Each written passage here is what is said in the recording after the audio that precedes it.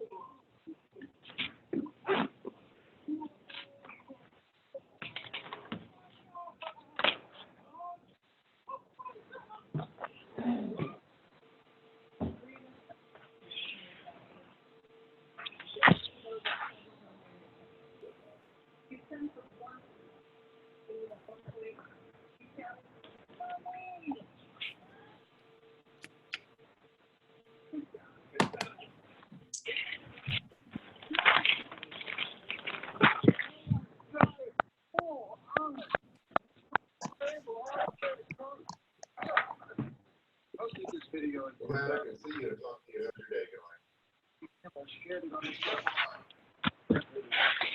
Things move one meeting.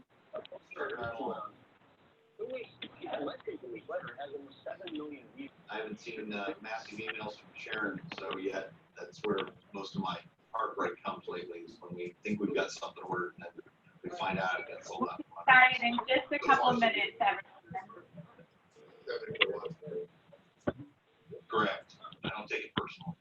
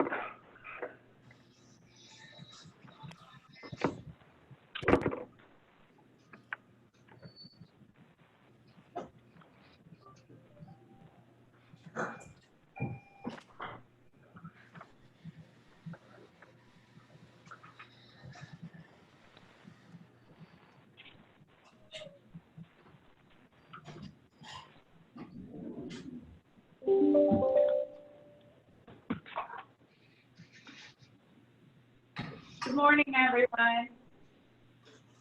Morning. Morning. Everyone. We have a couple people who are still in the process of jumping on, so we'll give it like one more minute and then we'll jump right into our agenda. How are you today?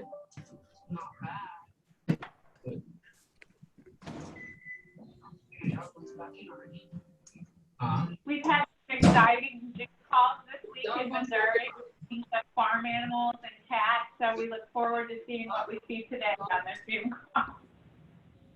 Good morning. Good morning. Good morning.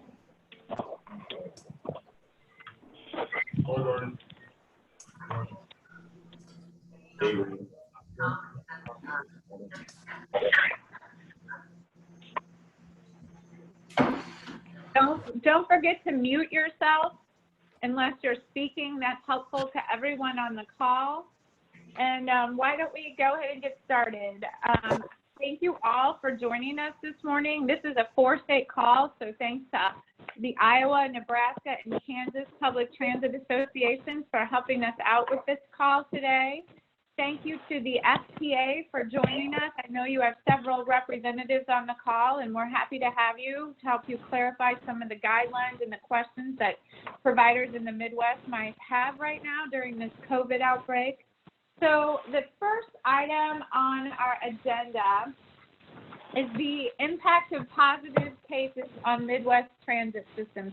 And in the past, the format for these calls has been that people just jump in with what's happening at their properties, what's happening in their areas, and how others might learn from that, lessons learned. So the first one is in the Midwest, and we're seeing this in Missouri, is resumption of service. May 4th, the governor opened Missouri. Some of our areas are slowly reopening and won't start opening until May 18th, for example, in St. Louis. But we're interested to hear how all of you are handling that in your areas. If anyone has any great examples of how they're automating their services to some degree to deal with COVID, we're open and ready to hear what's going on in your areas, and hopefully others can learn from what you're doing. Does anyone want to jump in?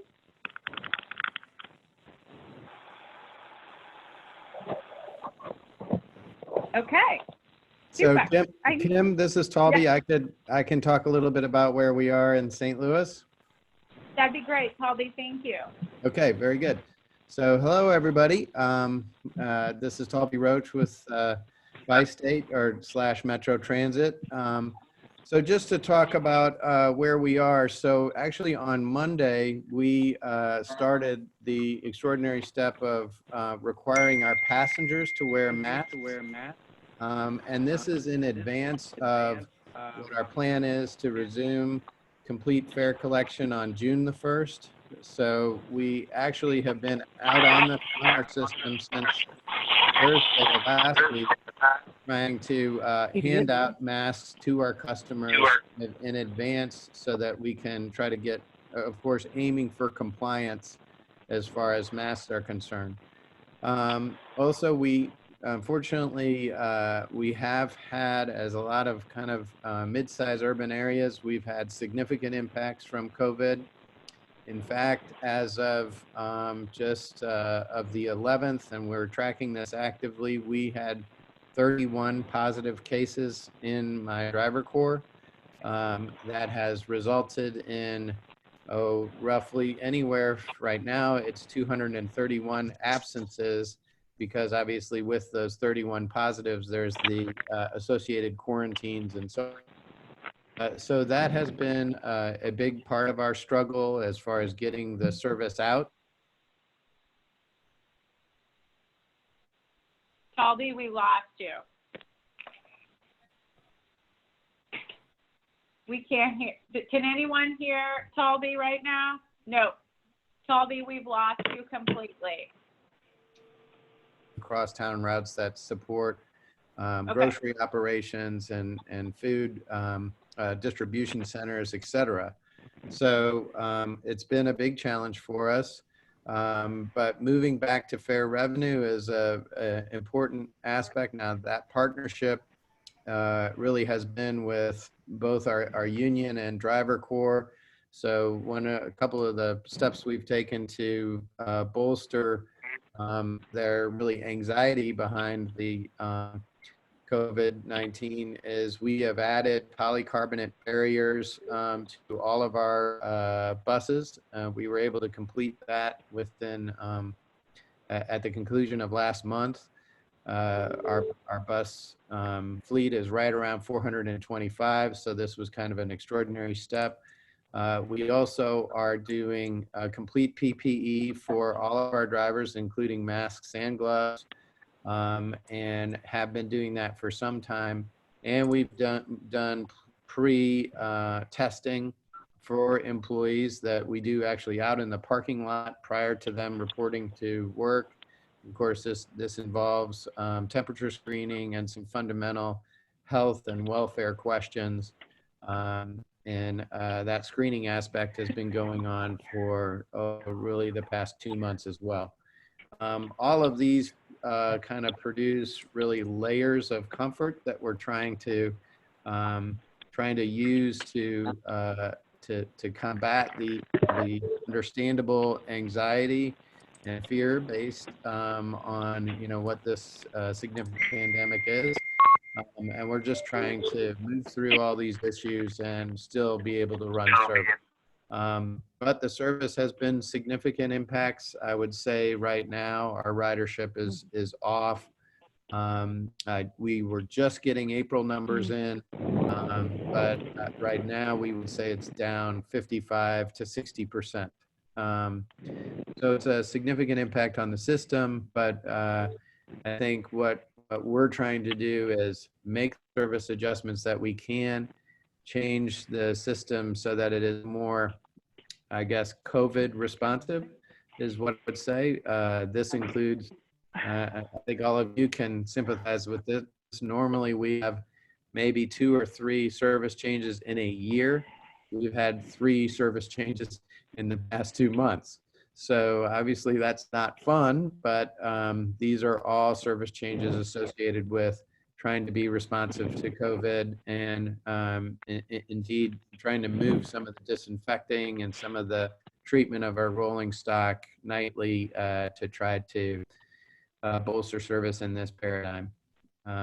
So I don't want to go on. I could all day, but I just want to give everybody a synopsis of where we are in St. Louis. Thank you, Colby. Does anyone have any questions for Bi-State? They're our largest transit provider in the state of Missouri. So Colby has kind of been leading the charge in Missouri with regards to protocols on service and cleaning. So he usually jumps in first, but a lot of our other providers in Missouri are doing some really innovative, outside the box thinking with regards to cleaning protocols, operator barriers, and other service changes. The national news this morning talked about how the Midwest is now seeing a spike in cases in some of these areas. I know they mentioned St. Joe chance with a 650% increase in cases. Would anyone else like to jump in and talk about how they're handling the increase in cases or how it's impacting your service and what protocols you're putting in place for that? This is Mike Collette in Sioux City, Iowa. I have a question for Toby. Are you intending to limit your passenger capacity when you start ramping up service again? No. So that's been a difficult contention. So as an example, we have had the kind of unfortunate circumstance of some local municipal leaders trying to pass resolutions saying that we can't have, as an example, more than 10 people on a bus, let's say on a 40-foot Gillick. Well, the problem with that is that it's just not practical. If, for instance, my bus driver alights at a stop and there's 4 people at the stop, what is the operator supposed to do? Okay, you and you get to get in and the other 2 do not. It's not that kind of a restriction is just not doable. I don't see any solution. All it does is create more person-to-person conflict between my operators and my passengers. And of course, that's the very thing that we want to limit. I think that most of those ideas on limiting capacity on large buses like that, quite frankly, are from people who don't run transit systems.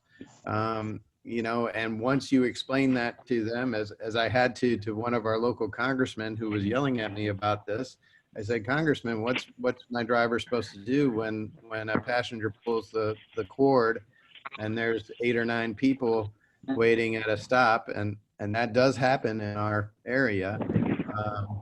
So mostly we've been trying to limit to seated loads. So we've been adding capacity. As a matter of fact, our current revised service, we have actually dropped some of our lower capacity routes, more neighborhood routes, in the interest of putting actually more service on our larger crosstown routes so that more of the social distancing goals could be created. And so we're monitoring our automatic passenger counters to try to do that.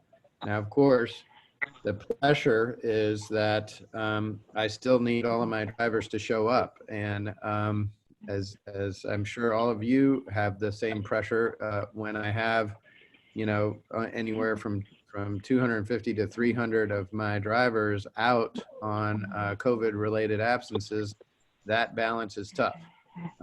So that's been our difficulty. I think our biggest solution has just been getting in and try to manage it as best possible and try to ask the public to help us achieve the goals. Thank you.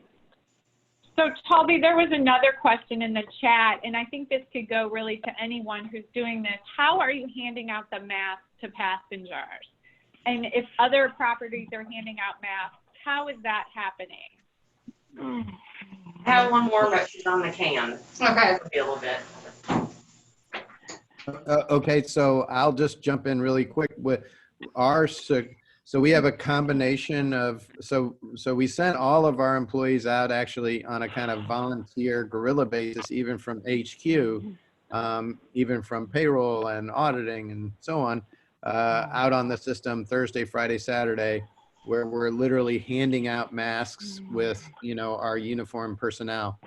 So that was kind of a push initially. Then we're also giving supplies to our security personnel and to our transit service managers. And for instance, our security personnel are the ones to confront or ask passengers to do that. That has really ramped up the compliance. I would say we were maybe at, you know, 70, 60, 70%, but after we were able to get some masks out there, it's made a big difference, especially with where our ridership is now. Our ridership are those fundamental base customers that have to get to their jobs. They don't tend to be very high income either. And of course, unfortunately, you know, sometimes these masks with the supplies, they're expensive. So handing out a free mask from us, now these are the base masks for 99 cents, has been very well received and also has kind of engendered more of a spirit of cooperation. Thanks, Tommy. So I think in Missouri, St. Louis is the only system that is now requiring masks for their riders and their operators. Many of our other systems are highly recommending that passengers wear masks.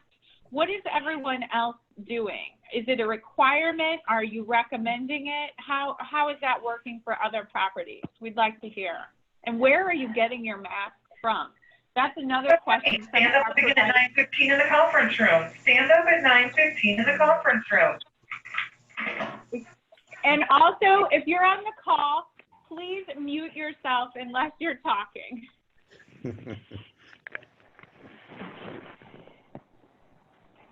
Anyone? Hi, this is Dorothy Yeager with Oates Transit. And hi, everyone. Oates is a multi-county rural provider. Unlike the larger systems that like Tolby was talking about, we have been able through scheduling to limit the number of riders on our vehicles. So we are practicing social distancing through at least the end of May. And we don't require riders to wear masks. We do strongly encourage it through social media and signage on the vehicles. Our drivers have all been issued masks, and we have gone to reusable cloth masks because the others are just too hard to remain in stock. So every driver gets issued 2 to 3 of the cotton washable reusable masks and a supply of gloves and cleaning supplies.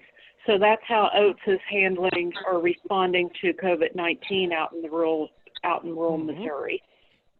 Thank you, Dorothy.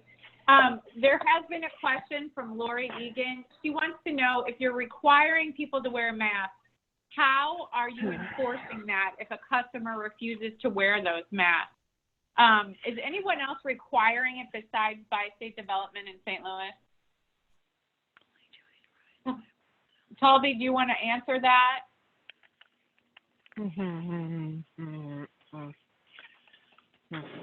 We can't hear you.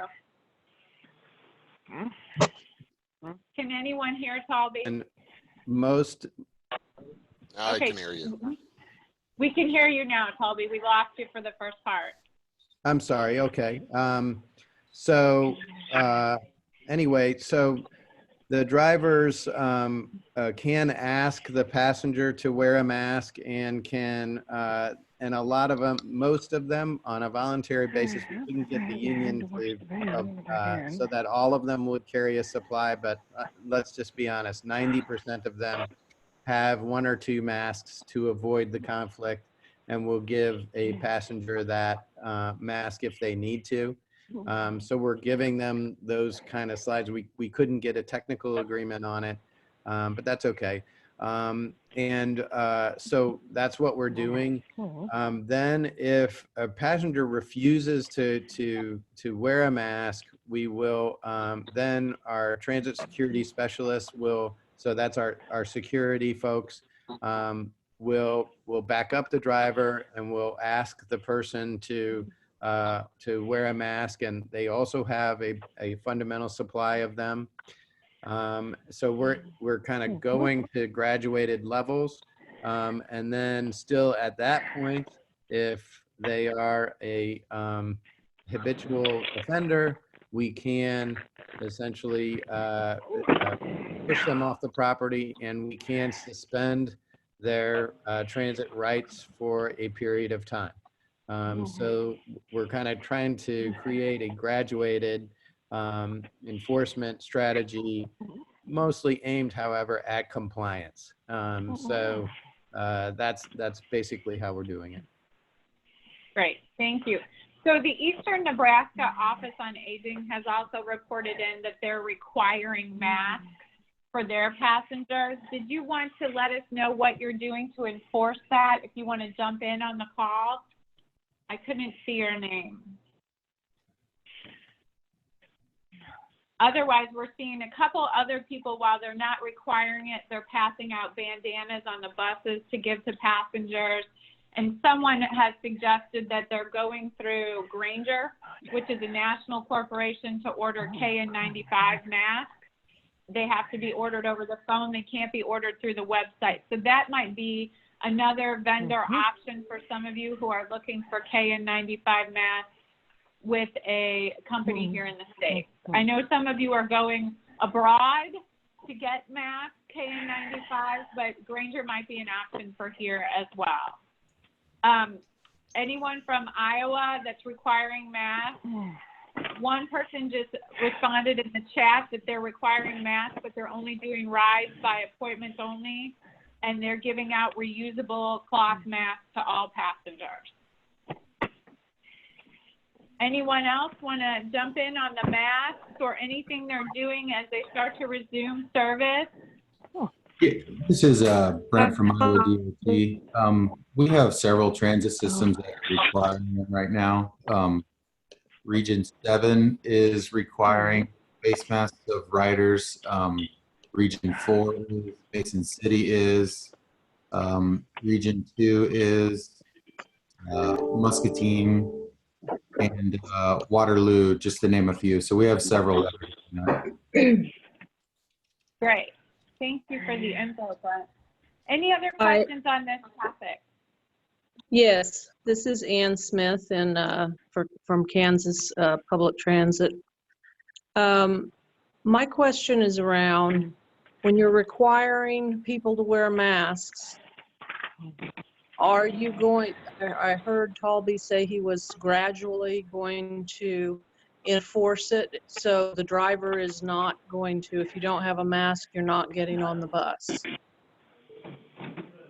How are you tracking that gradual enforcement of the mask requirement? So we're tracking it basically. So when a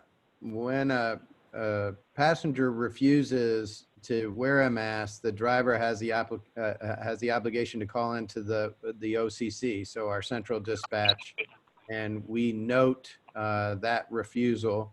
And then at that point, we can we would dispatch either our security team, or at some point at turnaround points, we could have a transit service manager back up that person and go in and talk to the patron. The obligation being that we want to kind of limit the confrontation between the operator and the passenger as much as possible. Right. So we are doing it on that basis. I would say that especially when we have a limited supply available for our passengers, that it's actually been well received, and that and most of our drivers have a small supply that then they can distribute. But of course, we're not leaving them out, because they'll all be gone. So we're trying to do it in that way, and the graduated basis then also allows us to kind of keep a general tracking of how it's going. So not perfect, but we're kind of trying to throw different layers at it, and then maybe track it and success. Are there any ADA concerns around potentially refusing to let someone on the bus who's not wearing a mask?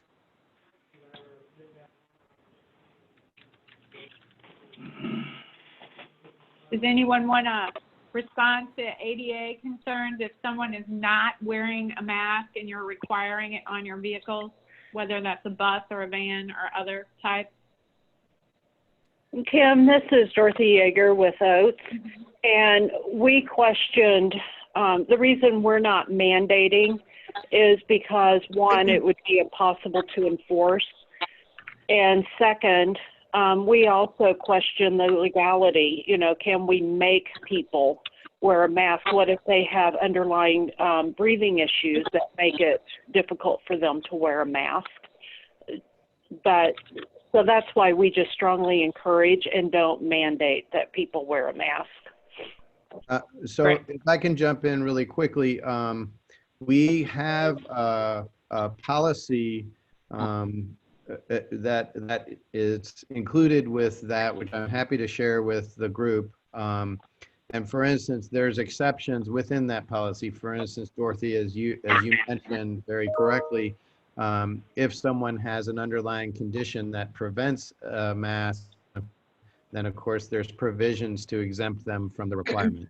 So we do have procedures and posted policies to the mask requirement, but it is certainly a legitimate concern. But what we're trying to do is take those concerns with the balance of overall health of the environment and of our customers. And so they're difficult, and I share your anxiety about kind of pushing up against the ADA laws. but what we've tried to do is incorporate it within a list of procedures for our drivers and for our security personnel of when an exemption would be granted, and then make that very clear in writing as far as policy is concerned, and then move on from there. That makes sense, Colby. And I have to say, most people are very receptive to wearing a mask. And when we have a supply and are able to give them to riders who don't have them, they're very appreciative. So we've gotten very little pushback, to be honest. So I do want to remind people. Go ahead, Kathy. I just wanted to say from an FTA perspective, what we heard yesterday on the internal call is that FTA is also watching this disability related issues related to the mask policy. And this topic is heating up is what we're seeing. So there's been a lot of discussion going on in civil rights offices and DOJ. So there will be people with disabilities, just to remind you, who are perfectly healthy but can't wear a mask because, like I've heard here, they've got a respiratory disability, breathing tubes, and maybe they just can't put on a mask because they don't have the arm strength. So we're expecting our recipients to address these situations on a case-by-case basis with their riders and modify their policies, you know, per the reasonable modification policy outlined in the ADA regulations. We're also trying to get guidance through, you know, our Office of Civil Rights, and they've been working and trying to hear, you know, reach out to DOJ because DOJ would be ultimately the one who has the authority over this topic. But as soon as we hear something, we'll definitely make sure that we share that with you guys. Thank you, Kathy. So I do want to reiterate that this video call is being taped so we can send this out to you. And I know that there has been a lot of discussion in the chat box while people have been presenting and talking. There have been lists in the chat box of organizations where you potentially can order KN95 masks. A lot of people are seeing that they're using volunteer groups within their communities who are sewing masks and making those available for the passengers.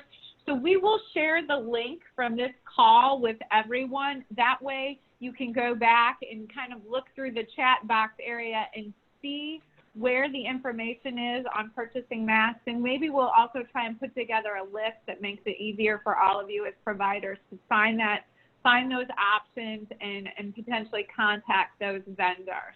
And I know FTA continues to put out guidelines about wearing masks. There has been a lot of discussion in the chat box as well on when are you resuming fares, why have you chosen that date, and what does that process look like moving forward? I know that there are many transit providers in Missouri who will be resuming fares on their buses June 1. And I know when they do that, they will be limiting boarding to the front doors again. They have put up operator barriers and have taken other steps and protocols to ensure that their operators are safe once they start to collect fare again on June 1st. Does anyone want to weigh in on any particulars that you are doing in order to resume fares on your vehicles and prevent more of that one-on-one contact between the operator and the customers? Or does anyone have any particular questions about resuming fares, why people chose June 1 or anything like that?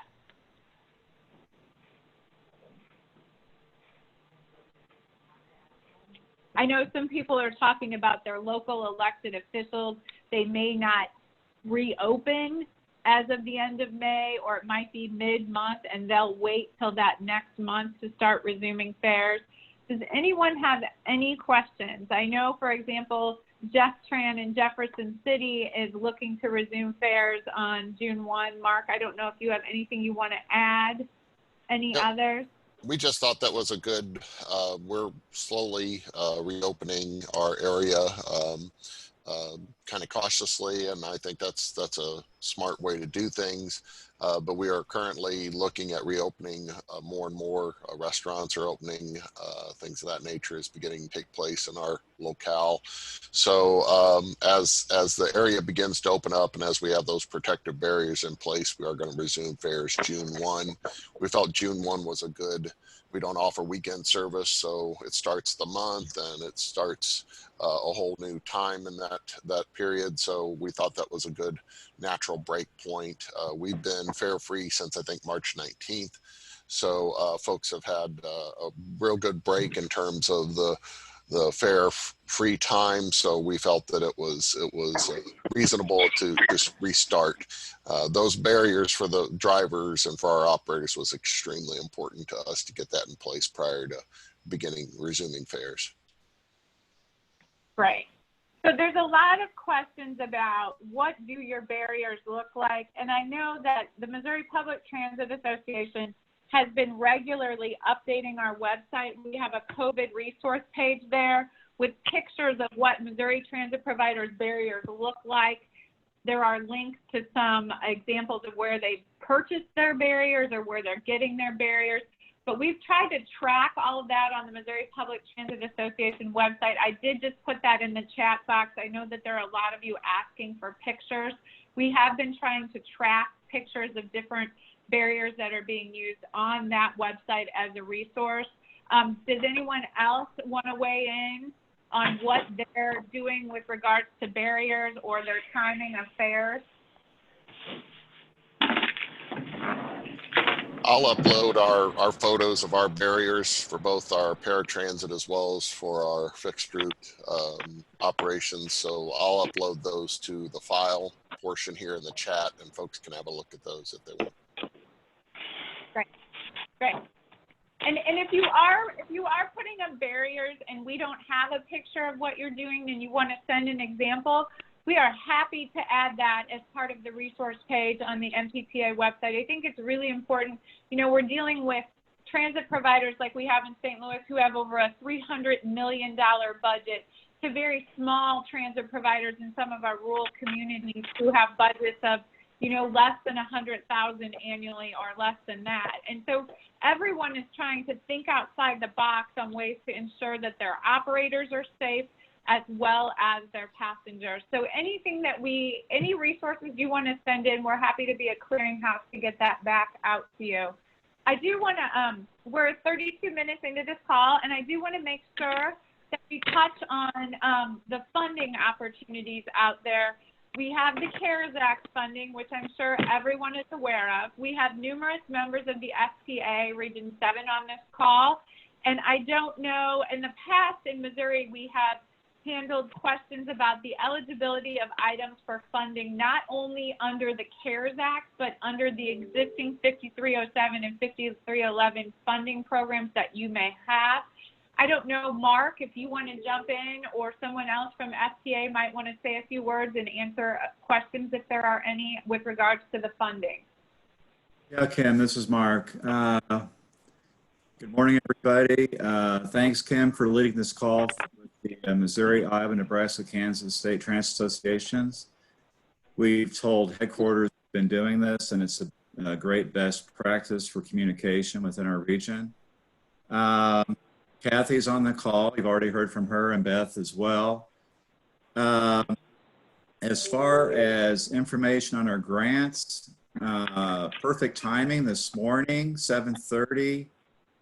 I received an email from Bruce Robinson, Associate Administrator of Program Management Headquarters. Email reads, regions. We have posted to FTA's website the following table that shows the differences between the CARES Act and the flexibility to use 5307, 5311 funds under the Emergency Response Program. You can share this with your recipients, and there's a link. Bruce also says there's a link on the CARES Act page at headquarters. He said this can be released to the recipients in your region. So at 8:30 this morning, my colleague Osti sent a Dear Transit Partner notice to you guys. If you did not receive this, let me know. Just want to mentioned this is great news. We've been asking headquarters for updated guidance for CARES Act and the 5307, 5311 emergency response grants for some time. We know we think it's best if you have updated guidance right in front of you versus tracking it down and doing a search on all these FAQs, and there's a bunch of them. So that just went out this morning, Kim. Again, if you guys have any questions on that, let us know. If you did not receive it, let me know. And I'll move on. Usually you have FTA at the beginning, Kim, so I have a little speech here prepared. For CARES Act grants updated nationally, there's been 164 CARES Act grants awarded across the U.S., 7.6 billion. That's 30% of all CARES Act grants obligated, funds obligated. There's like 330 grants in the pipeline requesting 11 billion. So with those that have been awarded and those in the pipeline, that's about 80% of the total of 25 billion CARES Act that was appropriated. Want to mention our grant manager has been very busy. Region 7, we have awarded CARES Act grants to Missouri DOT. That's the first in the country. The Winnebago, Nebraska Nation, that's second in the country. St. Joe, Missouri, Topeka, Kansas, Iowa DOT, Springfield, Missouri, Bettendorf, Iowa, Davenport, Iowa, and Cedar Rapids, Iowa. This week, we have awarded grants thus far to Joplin, Missouri, Omaha, Nebraska, and the Potawatomi Prairie Band Nation in Kansas. And between now and Friday, we anticipate awarding CARES Act grants to Waterloo, Iowa, Sioux City, Iowa, KCATA, and Kansas City, and Paul B. Roach's Bi-State in St. Louis. So keep, please. And that's our update, at least my update, Cam. Okay, I do have a question for you, Mark. This is the best practice. Someone in the chat wants to know, can they use the rest of their original 50% reimbursement funding for the fourth quarter and use the CARES Act funding for the other 50% for what is left of the operating expenses? That's a pretty detailed question. So I don't know if that's to you or to Kathy. Hopefully our updated guidance addresses it. I do know if you have 5307 or 5311 grant, unspent funds in that grant, you can amend that grant for 100% funding under the ER 5307, 5311 guidance. You can do an amendment. In some cases, you can do a DIOB on that. I can turn that over to Kathy. She's our grant expert. Just looking at that guidance that just came out today, any questions, call Kathy or myself. And if we can't answer that, then do it FTA responses at dot.gov. Kathy? Oh, okay. I'm sorry. I was on mute. So I was looking at the question, and from my understanding is you have expenditures and you want to use for fourth quarter, and you want to reimburse yourself 50% from maybe the ER program for half of those expenses, the other half from the CARES Act funding. If that is what you're saying, then yes, you can definitely do that. What I want to say is we can't use one federal program or FTA program to match another FTA program as local match. So I do want to clarify that. One thing I also wanted to discuss is, again, we had an internal call yesterday, and some of the items that were discussed that were indicated were eligible were news to me. So I don't know if you've heard it, but I just wanted to share some of this information. So of course, you know, cleaning vehicles and facilities are above what the recipient would normally do. That's a pretty obvious one. So that would be eligible on emergency relief provision. Purchasing, you know, PPE, that's definitely, but this one is the one that was new to me. So increase, like Talby was mentioning, increased frequency of service to me, social distancing, So if you're limiting the number of people on a bus by blocking off seats or rows, you know, to keep up with that demand, you have to run more frequent service on that route. That would be eligible for emergency relief funding. And so you could request emergency relief fund to cover those expenses. Paying operators to be on standby in case someone calls in sick, that's above and beyond what you would normally do. So that would be eligible. Different agencies may have different practices. We've heard from some agencies who step that up, and we'll have several people waiting to be able to step in if someone gets sick in the middle of a shift. So some other ones are like on the platforms to indicate safe social distancing. We can pay for the paint and labor. So that's something relevant. So I think in essence, what we're trying to say, anything that's above and beyond your normal service that you would normally do, that would probably be covered under emergency relief program. So, I mean, we don't have a long list to share, but I just wanted to make sure that you, Talby, that increased service, even though you're operating at a reduced service, would be eligible. Another question that we heard was that agencies may pay a temporary bonus to an operator who continues to work. There was another one that was similar to that where they said they'd rather it say hazard pay than a bonus. And so Right. I think we want to be careful on how you word some of those expenditures. So, I mean, that's all I have for now on that. But if you have any questions, definitely let me know. Yeah.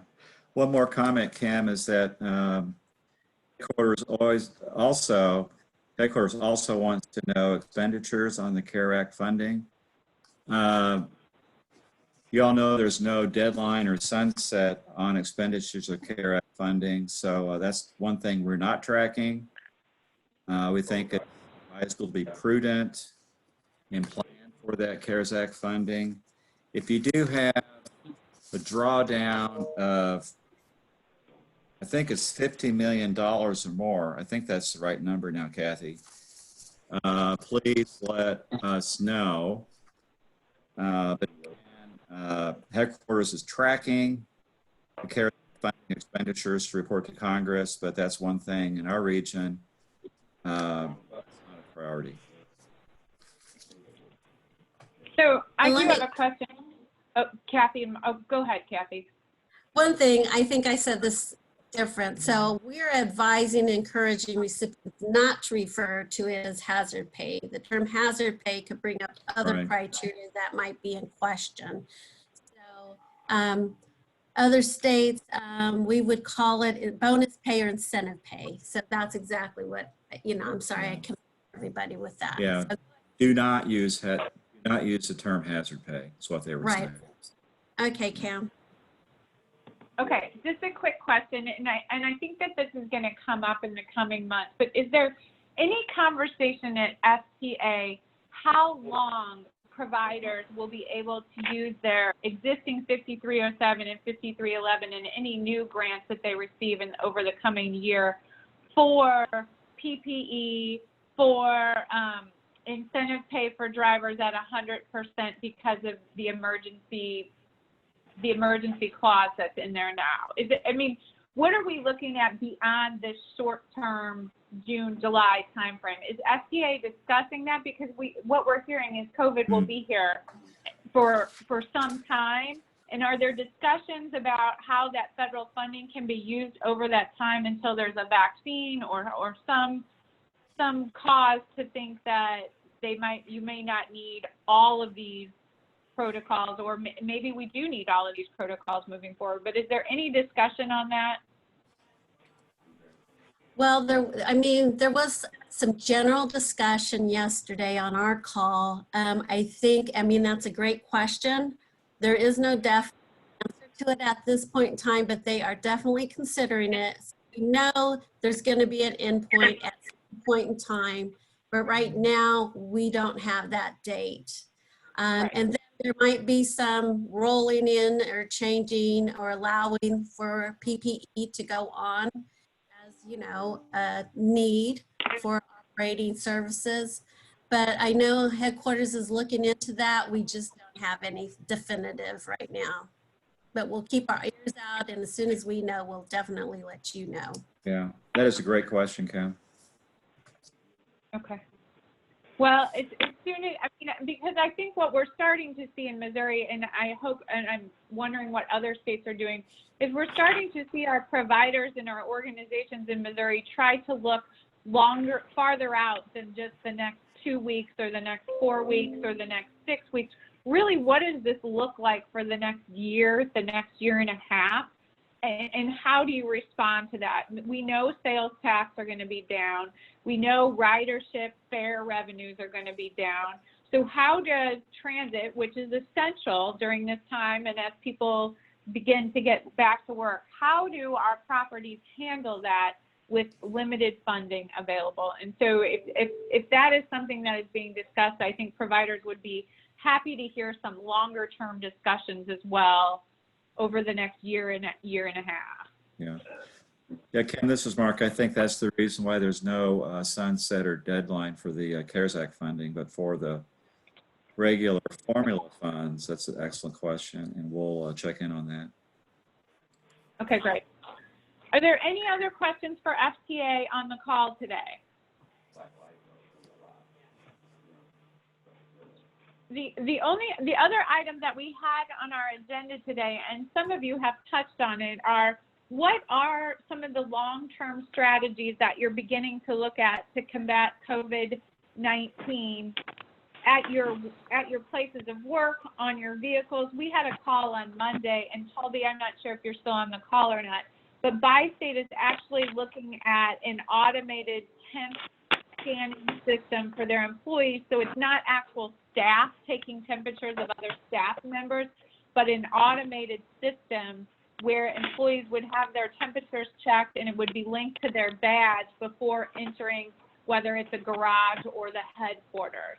So this is information we sent out to Missouri providers, but is anyone else considering that? I know Mark just weighed in that they're considering non-contact thermometers to do temperature checks of their employees. Is anyone considering temperature checks of your riders? Where are we with that? Does anyone have any questions or any updates on what they're planning to do over the coming months? At this point, we have no plans to do testing or using non-contact thermometers on passengers. We are using them on employees as they report to work. But otherwise, it'd just be too cumbersome to try to do it with riders, and just things move too quickly on the bus in order to attempt to do that. And I think it'd probably be considered an invasion of privacy, probably for some folks as well. So we're going to let that alone for the time being and just stick with drivers. Okay. Anyone else want to weigh in?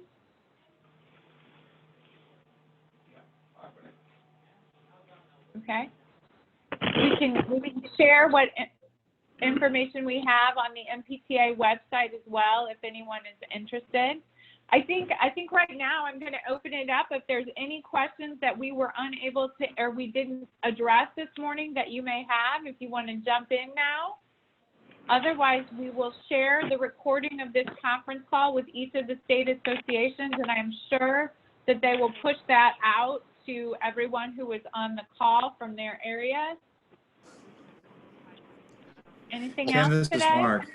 Kim, this is Mark. As far as future planning, non-contact thermometers on passengers, et cetera, and push-button doors, I do know, or automated doors, Metrolink in Quad Cities is doing a lot of that future planning, and it'd be great if you have them on a future call to discuss. Okay, great. I can check in for you and get the right person's on the call. That'd be great. Okay. Anyone else? Yeah, this is Brent from the Iowa DOT again. Two quick questions. One, Beth held UCR weekly updates of all the transit system statuses.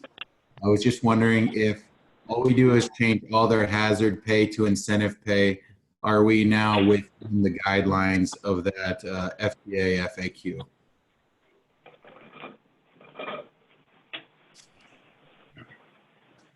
This is Ed Redfern. If you noticed yesterday, the House Speaker set up an additional funding for transit systems.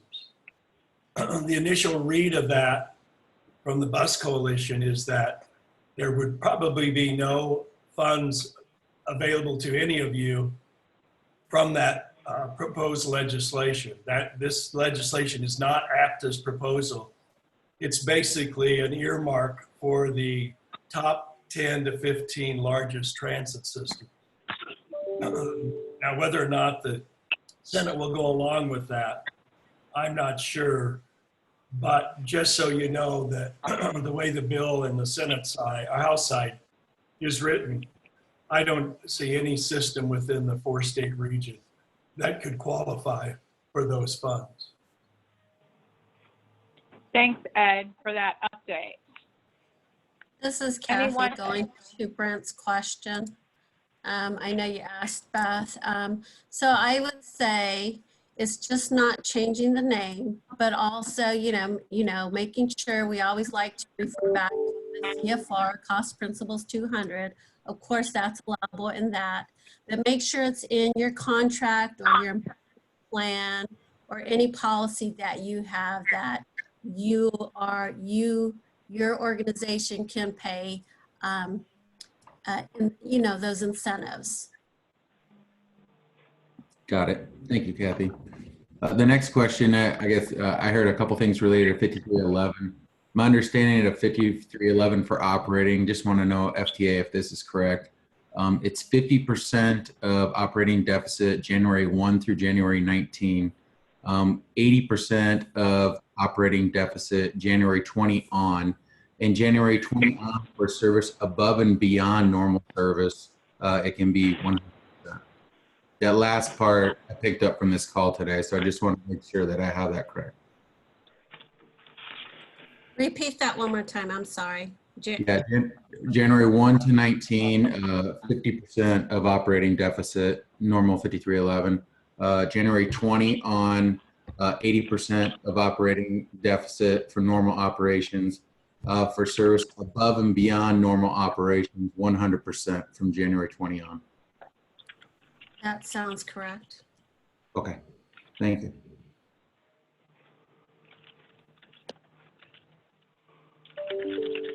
Any other questions? A few people are putting in the chat box that they're going to be providing hand sanitizer for the passengers as they board their vehicles.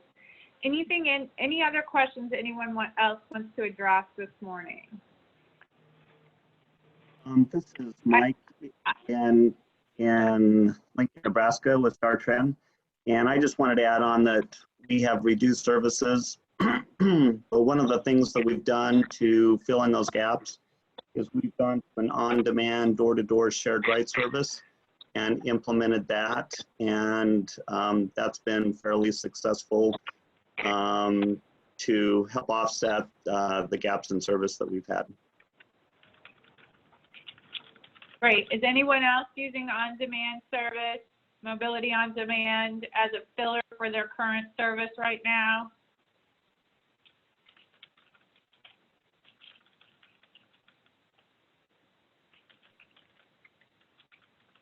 Who are you using, Mike? Who are you working with? We are working with Spare Labs, and if you go to their website, there will be a webinar tomorrow that will share more information on the experience that we've had. And have you had good experience? Yes, it's been yeah, it's been a great experience for us. The drivers have liked it. We are able to get ratings back from our passengers on how the service is working. And so that's been helpful as well. Great.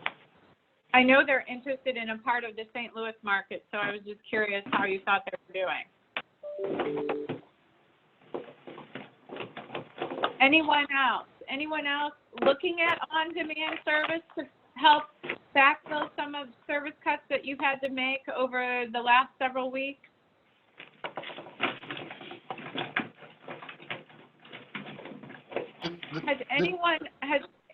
Go ahead. Yeah, this is Brian with the University of Iowa. What we've done, and we plan to continue throughout the summer, is after 9 p.m. we've converted our fixed route to on-demand. Okay. But you're doing that, are you doing that internally? Yes, we're doing that internally.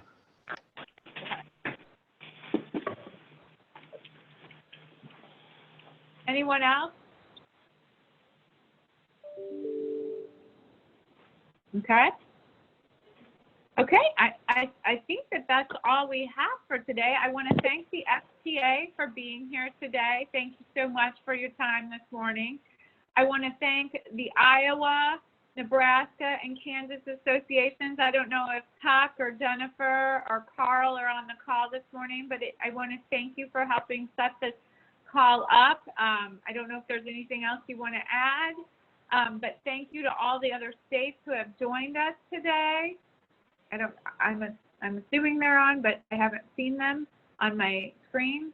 But thank you very much for participating and joining us today. We will send out a link to this call. I hope it was helpful to some of you. I hope that talking with other transit providers across the Midwest is providing you some information and lessons learned that is helping you in your day-to-day jobs. I know it's not easy out there.